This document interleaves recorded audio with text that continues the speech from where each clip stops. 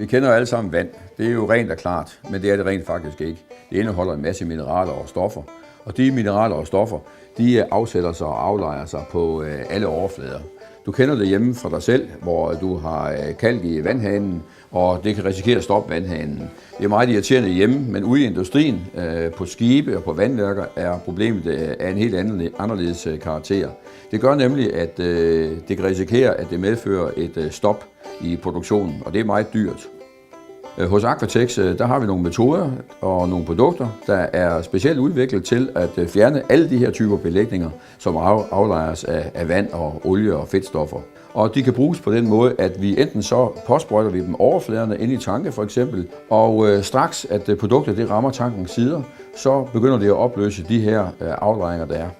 Eller vi cirkulerer dem inde i rørsystemer eller i varmevekslere.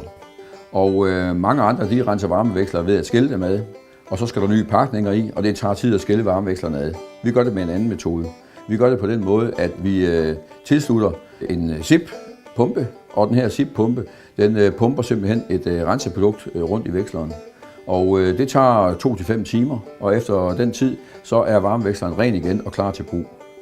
Aquatex udfører serviceopgaverne igennem samarbejdspartnere. Og det er samarbejdspartnere, som er specialister inden for servicering af vandværker, industrien eller det maritime. Det er en meget enkel procedure, og det er meget hurtigt. Vi kan rense meget store tanke på utrolig kort tid. Det løser 2 vigtige problemer for vores kunder.